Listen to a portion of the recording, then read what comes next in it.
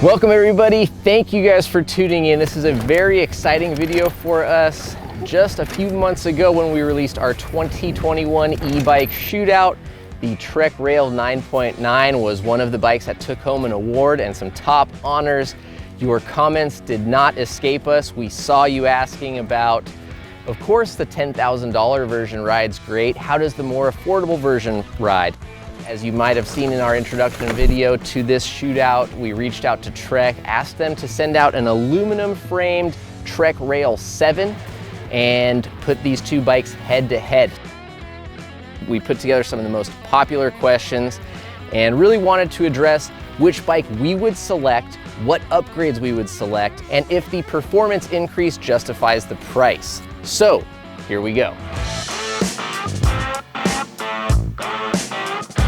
So here next to me, we have the Trek Rail 7. It is aluminum frame, retails for $64.99, and it weighs in at 54.5 pounds.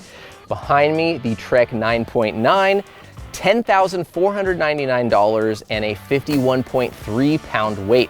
So right there, you've got a couple pounds in weight and a lot of thousands of dollars. So we're gonna get into this. RockShox Yari RC Debonair fork, 42 millimeter offset, we're gonna get into that. RockShox Deluxe Select Plus rear shock, whereas the 9.9 has a RockShox Zeb Ultimate with the Charger 2.1 RC2 damper and a 44 mil offset. Out back, it's got the RockShox Super Deluxe Ultimate RT3 shock. Moving out from there, Line Comp alloy wheels, Line Elite carbon wheels. You've got a Bontrager sealed hub here with their Line Elite rapid drive high engagement hub, SLX with XT derailleur 12 speed, X01 Eagle, E13 E-Spec cranks. We've got the Plus and the Race carbons. Shimano 4-piston brakes, M6120, so non-category 4-piston Shimanos versus the Code RSC. Big one here, 130 mil dropper post, Bontrager's 170 mil dropper post. Next we move on to the Bosch system. Both bikes have a 625 watt-hour battery. Both have the Performance Line CX motor drive unit. Where they differ, however, is in the display units. We have got the Purion bar mounted display versus the top tube mounted Kiox display. So we reached out to Trek, we asked them if they had any empirical data, if they had conducted any tests that would show any major differences between the alloy and carbon bikes. They did not. However, they pretty much went along the line of the notable differences between carbon and alloy. The weight difference, admittedly from Trek and in our experience from weighing these, is not as notable as it would be on their analog siblings. If you took a Fuel EX alloy and carbon or a Slash alloy and carbon, those are gonna be a much bigger difference in performance, ride quality, and weight difference than on an e-bike platform, just because of the robustness and over-engineering that needs to take place to hold that battery and drive unit. Sound damping qualities, vibration damping, sleekness, the appearance of the frame are gonna be what's left in the carbon versus alloy differentiation. Something else that we think is worth noting is while carbon may damp more vibration as a material, alloy has some characteristics that we think might make it pretty handy for an e-bike. Obviously, you've got the durability argument, which some might say is questionable. Alloy may be compromised as much as carbon in the event of a crash, although it might not show a dent, but you know, that's, I guess, up to you guys and how you want to view that. But what we do like about alloy is its kind of springy nature. The Trek factory, the downhill race team athletes didn't want to go carbon because they liked how the Session alloy rebounded, how they could load it up into corners and snap it out. Having a 53-pound bike, snap is going to be a benefit, performance enhancing benefit in our opinion. It will get you to pop out of corners, bump over stuff, and generally feel a little bit better than a more damped and muted ride. It's not really muted, but you get what I'm saying. That was a big big question from you guys, carbon versus alloy. Did we notice a difference? Is it worth buying the 9.7, which is only $500 more and comes with a carbon frame? No, it's not. In our opinion, we don't think it is, because just the material difference in the frame doesn't justify spending more money. We'd rather put that $500 towards better components, and we'll kind of touch on that some more. Display unit. It was nice having that Kiox unit on the top tube. Most of our riders did not have any issues. However, one rider in particular who had a little bit longer legs kept knocking it off the bike, which would result in him having to go back and find it with the bike turned off, because once that unit comes off, the bike powers down. So that could be an issue for some riders. Like I said, 1 out of the 9 riders who tested this bike did not have issues. However, one of them did. If you're that one, that's gonna be really annoying. Having the larger unit up on the bars, you know, it's a big unit, it's on the bars, it's a little more susceptible to damage, I guess, but it gets the job done. And when you're riding, who cares if you're looking at a color screen or not, because you should be looking at the trail.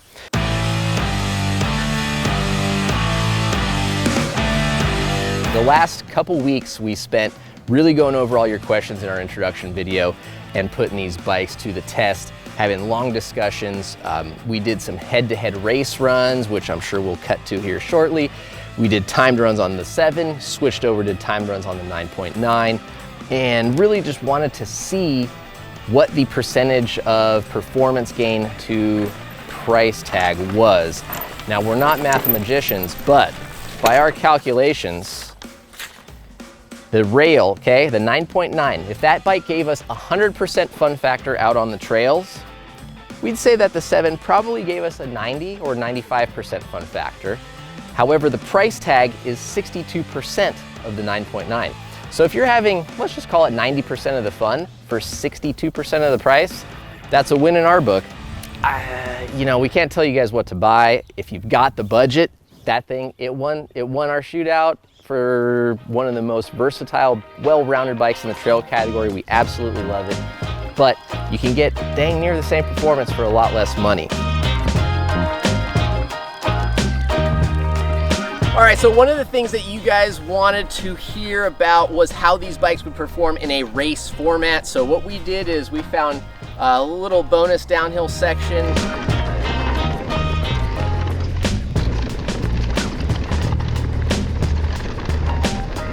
It's got plenty of features in it.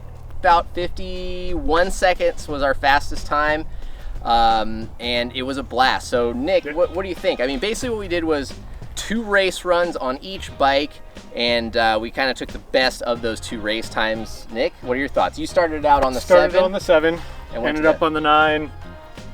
Man, they feel a lot different. The suspension package is quite a bit different. The brakes are different. I felt like the 7, you really could ride it to the very edge because you kind of felt the edge of the suspension come up quicker, and then would have to get on the gas quick out of the corners, and kind of a little bit loose goose in the corner, but definitely still not a lot of time difference for me, right? Like half a second on both bikes. This thing's long, low, comfortable. Like on the drop sections, it just feels composed and you're not even thinking about it. You're just moving and you're sustaining speed. Not really shutting it down hard, but you're not getting on hard either. So there is a notable difference out on the trail, right? When we're, especially on this really loose, marbly terrain, I felt like the 7 was kind of skittish and floating up on top. The 9.9 sat a little better, but I was spot on the money on both bikes, right? Even though they felt very different, I was at 51 seconds, both bikes. That was my fastest race run. I think it was 53 and 53.5. Yeah, so half a second off. So I don't know what that's worth to you guys. Obviously, that's only one small component of this head-to-head battle, but I was more out of breath on this bike. I had to work harder to get that 51 second time, but I did it. So there's something to be said for that. I mean, they feel a lot different, but the times don't lie. Times don't lie. So, all right, that's it from the downhill racetrack.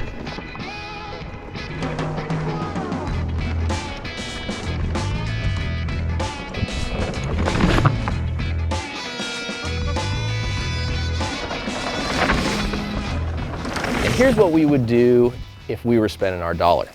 We would get the 7, and one of the first things that we would do is probably upgrade this fork. Now, I don't know for sure if it's the difference in the 35 or 38 millimeter stanchions. Possible. The offset also is probably going to be a little bit of the culprit here in some of our stability in the cornering issues that we were feeling on the 7. Obviously the damping, the suspension control isn't quite as good as this, right? It's a cheaper bike, it's got lower end suspension, so it's not gonna hug the ground as well, it's not gonna damp the impacts as well, but pretty dang close. I think the offset, maybe the flex. How many people are gonna notice that? The caliber of rider who is gonna be able to be sensitive enough to feel that, I can't say, but I imagine that it's not gonna be the majority of riders. Fork, shock, dropper, tires. SE5s are coming on that bike, XR5s are coming on this bike. Definitely we noticed the tire thing. The reason we don't put that higher on the list is tires, like saddles, grips, are very you know, personal. Depending on your terrain, you could love the XR5s. For us, they're kind of an instant drop and move something else. You got alloy bars versus carbon bars. It's kind of a cheaper cockpit feel and setup. So after you do dropper, fork, shock, tires, maybe move on to the cockpit, then maybe move on to the brakes. But honestly, these brakes, we didn't really have any complaints from them. They're powerful, they're reliable, they work well. They're Shimano, so you know, some of you guys who love that SRAM modulation might have some issues because they definitely feel kind of, I don't want to say fully off on, but they're aggressive when you pull that lever. So yeah, that being said, SLX, XT, Shimano 4-piston brakes, ride that stuff till it's gone. There's no reason to replace that off the bat. Definitely would say upgrade the suspension, and guess what? A fork and a shock, that doesn't cost $4,000. So you can get this bike riding really well for under the price of that bike. They both climbed the same stuff. They got the same power, the same motor, battery, all that stuff.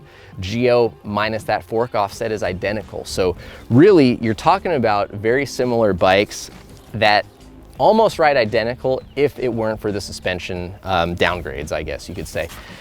This bike is a little more floaty, it's a little stiffer, it doesn't just quite have that supple, sensitive feel. But again, if you can upgrade that, be well under this price tag. So hope that answered some of your guys' questions in this. We had a lot of fun making this video. It has been a blast. If it was us and we were spending our money, I think we've sort of told you guys what we'd be doing, and that's buying the alloy bike, upgrading the parts, saving that money for a trip to go ride somewhere cool that's e-bike friendly.